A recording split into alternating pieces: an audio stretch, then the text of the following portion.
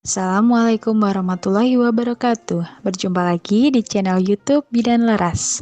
Video kali ini akan membahas tentang latihan soal Ukom Kebidanan, SKB CPNS, dan P3K terupdate. Sebelum kita mulai membahas soal, teman-teman jangan lupa ya untuk mendukung channel ini dengan cara subscribe, like, komen, dan share ke teman-teman lainnya yang membutuhkan. Langsung saja kita bahas soal-soalnya ya. Soal yang pertama, seorang perempuan usia 27 tahun G2P1A0 hamil 11 minggu datang ke PMB mengeluh keluar darah banyak dari jalan lahir. Hasil anamnesa, pasien mengeluh lemas. Hasil pemeriksaan keadaan umum baik, suhu 36,6 derajat Celcius, nadi 85 kali per menit, tekanan darah 110 per 80 mm Hg, RR 20 kali per menit, balut teman positif. Pemeriksaan dalam terdapat dilatasi serviks satu jari dan teraba sebagian jaringan keluar. Apakah diagnosa yang tepat pada kasus di atas? Nah, kembali lagi kita harus melihat dari kata kuncinya terlebih dahulu ya. Di sini hamilnya kan 11 minggu. Nah, 11 minggu itu kurang dari 20 minggu. Berarti otomatis di sini dia ini ada keluhan mengeluh keluar darah banyak dari jalan lahir ya. Ini harusnya di bold juga. Terus saat diperiksa pemeriksaan ini untuk TTV-nya normal semua ya. Terus hasil anamnesa juga dia lemas. Terus kemudian saat diperiksa terdapat dilatasi serviks satu jari dan teraba sebagian jaringan keluar. Nah, ini kan berarti ancaman keguguran ya, karena dia kurang dari 20 minggu keluar darah. Nah, kemudian karena ancaman keguguran, nah ini kegugurannya apa? Diagnosa yang tepat pada kasus di atas. Karena dia ada pembukaan serviks satu jari dan teraba sebagian jaringan keluar. Artinya berarti dia ini abortus incomplete. Kalau misalkan abortus komplit, otomatis dia jaringannya semua sudah keluar. Kalau abortus habitualis kan berulang, keguguran yang sering berulang. Di sini datanya tidak ada ya, dia berulang, dia nggak ada pernah riwayat keguguran. Kemudian kenapa tidak abortus komplit juga tadi dia tidak ada jaringan yang sudah keluar semua gitu. Kemudian biasanya di sini ada di soalnya di TFU-nya juga biasanya ada disebutkan juga. Biasanya kalau TFU-nya sudah tidak teraba atau TFU-nya masih ada, itu menentukan abortus apa gitu ya. Kemudian abortus insipient. Ini abortus yang masih berlangsung, tapi dia tidak, maksudnya lebih tepat ke abortus incomplete gitu. Karena ada data yang menunjukkan bahwa sebagian jaringan telah keluar. Itu kata kunci sekali. Kemudian kenapa tidak D, abortus iminen? Karena ini sudah ada pembukaan serviksnya satu jari ya. Artinya dia sudah tidak bisa dipertahankan lagi kegugurannya. Kalau misalkan abortus iminen itu biasanya hanya flek-flek keluar darah, tapi dia tidak ada pembukaan jaringan, belum ada jaringan yang keluar, jadi masih bisa dipertahankan gitu dengan bed rest dan dikasih obat penguat seperti itu. Jadi kita lebih lihat kata kuncinya ya. Yang paling tepat adalah jawabannya yang E, abortus incomplete. Oke, lanjut ke soal nomor 2. Seorang perempuan usia 25 tahun, G3P2A0, hamil 30 minggu, datang ke PMB mengeluh nyeri perut sejak kemarin. Hasil anamnesa pusing, berkunang-kunang, dan mengeluarkan bercak darah. Hasil pemeriksaan tekanan darah 120 per 80 mm Hg, suhu 37 derajat Celcius, nadi 93 kali per menit, respirasi rate 28 kali per menit, TFU 32 cm, DJJ 100 kali per menit, HB 10 gram persen, protein urin positif. Rencana asuhan apakah yang tepat? Di sini kita harus memilih yang paling tepat ya. Kadang jawaban-jawabannya itu mengecoh, semuanya itu benar gitu. Jadi kita pastikan di kata kuncinya. Kita baca dulu soalnya rencana asuhan yang paling tepat. Kemudian kita baca lagi di soalnya gitu kan. Untuk usianya aman gitu, P2A0 hamil 30 minggu. Kemudian di PMB. Nah, ini pastikan juga untuk setting lokasinya di mana. Apakah di PMB, di puskesmas, ataukah di rumah sakit, ataukah di rumah pasien. Jadi kita rencana asuhan dan juga tindakannya itu ditentukan juga tergantung dari lokasinya. Kemudian di sini dia nyeri perut sejak kemarin. Hasil anamnesanya pusing, berkunang-kunang, dan mengeluarkan bercak darah. Nah, kemungkinan kenapa nih kok mengeluarkan bercak darah di usia kehamilan 30 minggu? Karena dia sudah lebih dari 20 minggu, kemungkinan pasti bukan keguguran. Kalau nggak plasenta previa, solsio plasenta, atau yang melahirkan prematur gitu. Jadi kita harus berpikiran ke sana. Kemudian dari TTV-nya kita lihat ini semua normal ya. Untuk TTV-nya cuman respirasi rate-nya agak tinggi. Ya, tinggi dia karena lebih dari 21. Kemudian di sini DJJ. Ini yang di bold itu adalah kata kunci ya, teman-teman. DJJ-nya dia tidak normal 100 kali per menit. Harusnya kan yang normal 120 sampai 160 ya. Tuh, kemudian HB-nya juga udah agak rendah. Di sini ada datanya. Kemudian protein urin positif. Tapi tensinya 120 per 80. Ini prehipertensi ya. Kemudian rencana asuhannya apa? Nah, karena settingannya dia di PMB, kemudian kata kunci DJJ-nya itu rendah ya, tidak normal. Kemudian ada bercak darah dan keluhan-keluhan lain tuh yang mengarah ke hipertensi juga ya, berkunang-kunang, protein urin positif, kemudian anemia juga. Nah, langsung saja rencana asuhan yang paling tepat adalah A, melakukan rujukan ke rumah sakit. Kenapa bukan B, melakukan pemantauan DJJ? Karena ya ini setting lokasinya di PMB gitu. Untuk apa kita memantau DJJ lagi gitu kan? Nanti bisa tambah distres bayinya. Kemudian yang C, kenapa tidak memilih C, melakukan pemantauan TTV? Ya, ini kan sudah gawat darurat sekali, DJJ-nya sudah rendah, ngapain mau dipantau lagi TTV-nya gitu. Apalagi di PMB yang memang alat dan lain-lainnya itu belum memadai, tapi kurang lengkap gitu.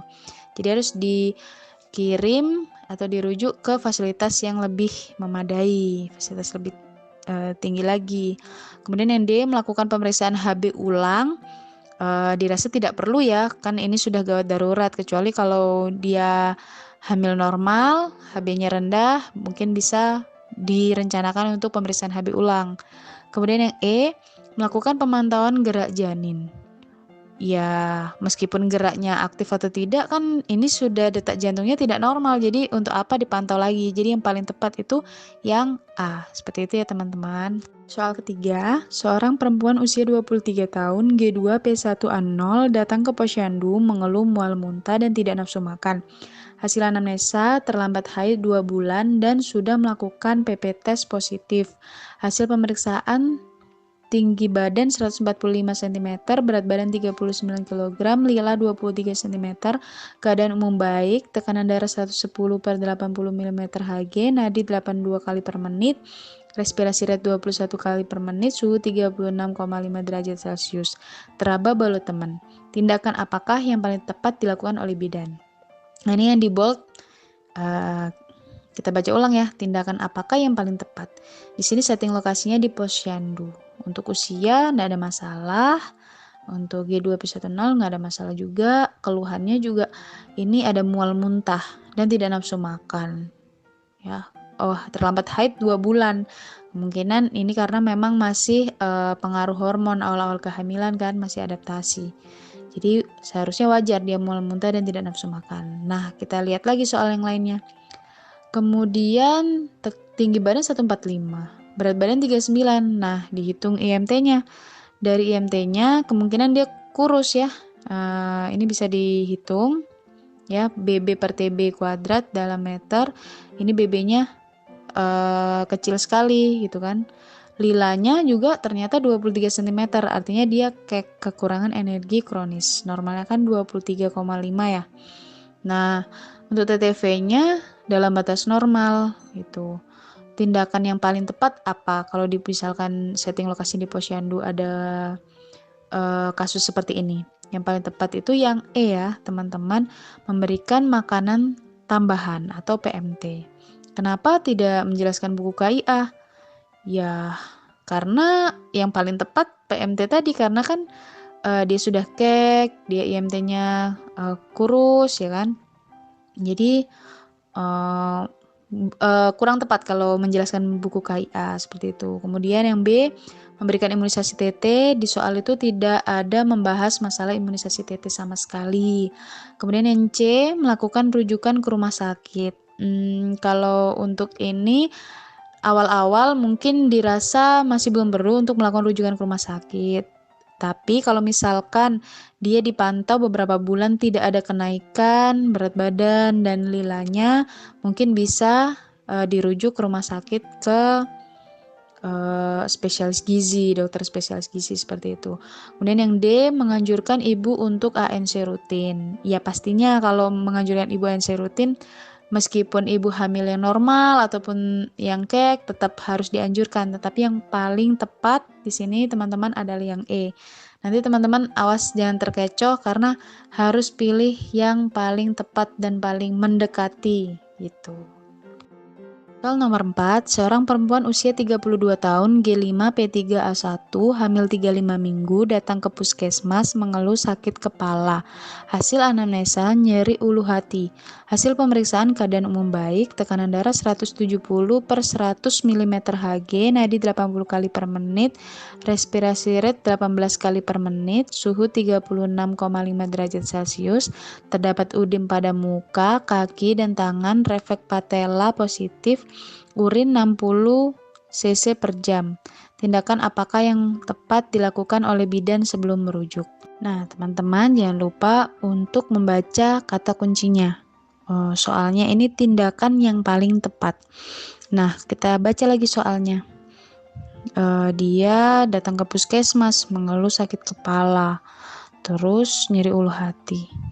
Kemudian tensi tinggi 170 per 100. Kemudian respirasi rate-nya 18. Terdapat udem pada muka, kaki, dan tangan, refleks patella positif, urin 60 cc per jam. Ya, kemungkinan teman-teman ini adalah diagnosanya preeklamsi, ya kan? Preeklamsi. Nah, kemudian dia tindakan yang paling tepat berikan MgSO4 pastinya kalau sudah tahu diagnosanya apa, preeklamsi tadi. Kemudian karena dia setting lokasi puskesmas berarti kita boleh ya memberikan MgSO4 gitu. Kemudian kita sebelum memilih berikan MgSO4 kita sudah ada tanda-tanda dulu, maksudnya kita sudah tahu syarat-syarat pemberian MgSO4-nya apa aja gitu kan. Di sini syaratnya refleks patellanya positif. Kemudian urinnya 60 cc per jam. Ya kan syaratnya itu urinnya 0,5 mili per kilogram berat badan per jam atau 30 mili per jam dalam 4 jam. Nah, kemudian respirasi rate-nya juga normal 18 kan, makanya di bold ini. Normalnya kan 16 sampai 24. Jadi dia memenuhi syarat seperti itu. Kemudian kenapa tidak diberikan infus RL? Ya kan di sini kita mau memilih tindakan yang paling tepat sebelum merujuk gitu.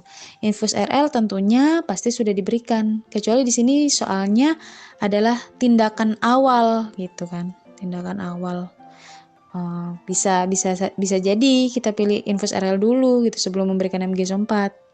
Kemudian berikan kalsium rasanya kurang tepat karena dia kan sudah mau dirujuk, bukan pencegahan untuk preeklamsi. Kemudian yang C, tidurkan pasien miring ke kiri juga kurang tepat. Di sini juga tidak ada data mengenai DJJ-nya.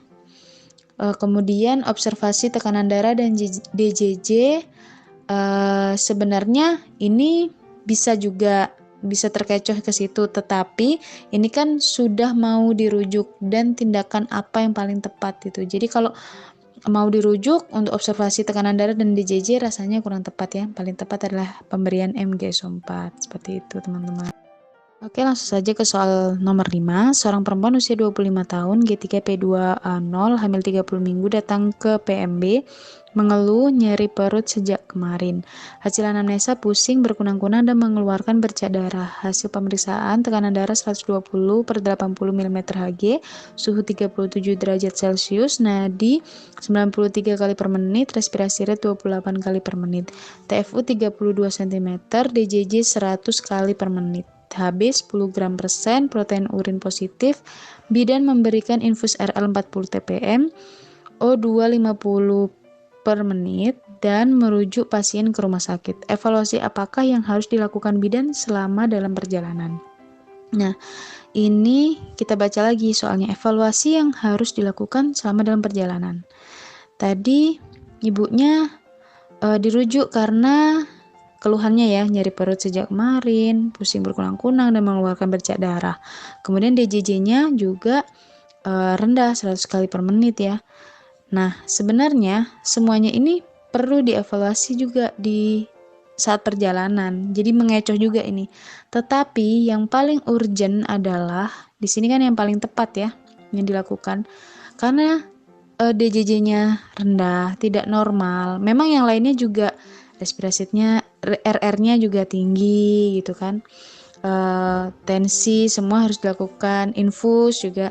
Tetapi yang paling emergensi, yang paling tepat untuk dipilih, yang mendekati benar, yang sangat tepat adalah B, denyut jantung janin atau DJJ ya. Oke, lanjut soal ke-6. Seorang perempuan usia 22 tahun, G2P1A0, hamil 20 minggu, datang ke PMB mengeluh cemas akan penerimaan anak pertamanya terhadap kehamilannya. Bidan menjelaskan cara mengatasi masalah yang dialami ibu. Apakah masalah pada kasus tersebut?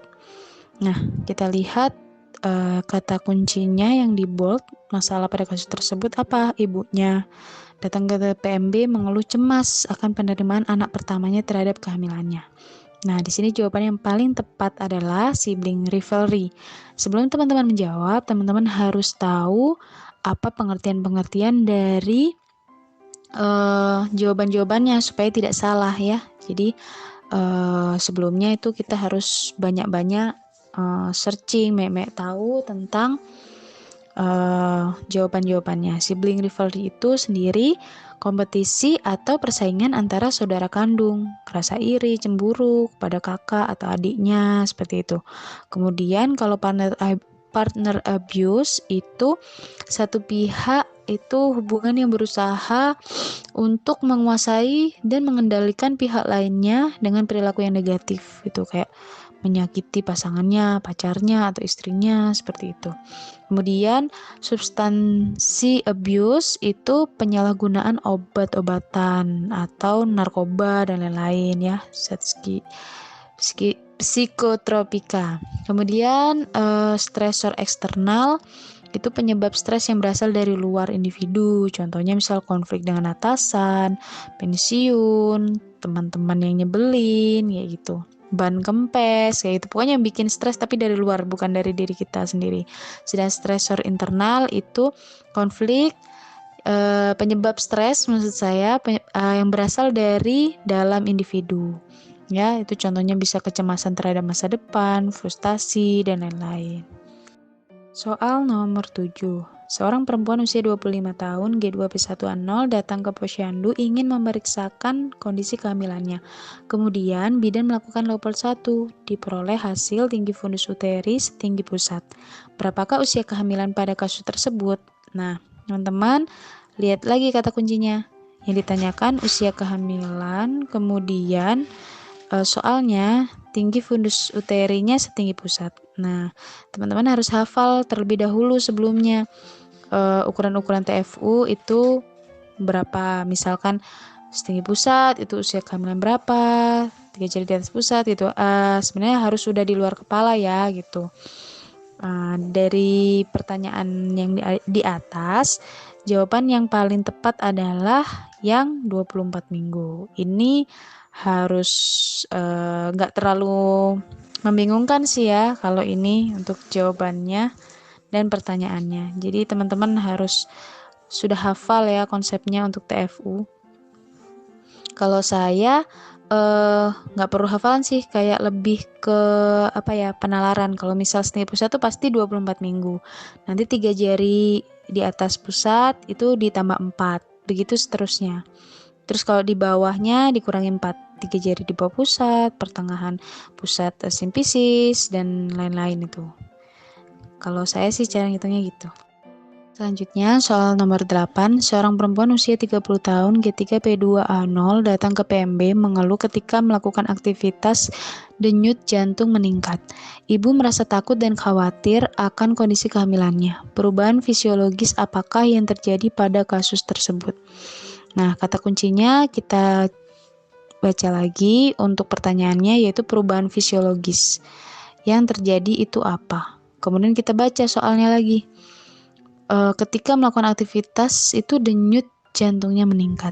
Nah, dari kata kunci di atas itu jawaban yang paling tepat adalah sistem kardiovaskuler ya, yang nyambung gitu. Kalau urinaria kan tidak ada datanya dari soalnya, sistem metabolismenya juga tidak nyambung gitu ya. Respirasi juga tidak ada membahas masalah pernafasan ya, kemudian gastrointestinal apalagi gitu. Jadi yang paling tepat adalah C ya teman-teman.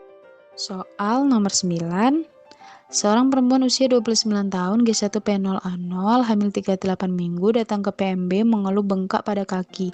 Hasil anamnesa nyeri pada telapak kaki dan bengkak berkurang ketika ibu istirahat. Hasil pemeriksaan keadaan umum baik, tekanan darah 110/80 mm Hg, suhu 37 derajat Celcius, nadi 85 kali per menit, respirasi rate 20 kali per menit, TFU pertengahan pusat PX, DJJ 143 kali per menit.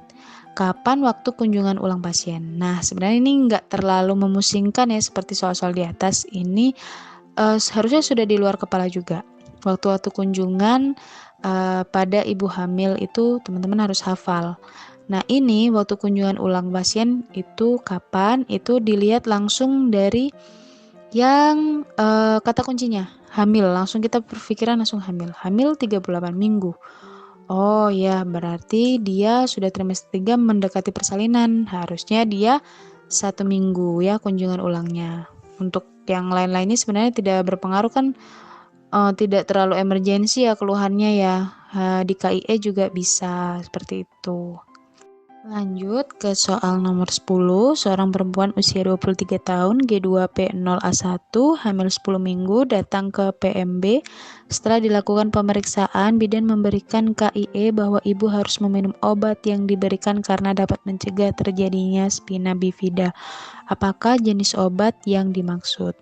Nah, kita harus mengetahui obat apa saja yang dapat mencegah terjadinya kecacatan pada janin. Di sini yang paling tepat adalah asam folat, ya, yang A.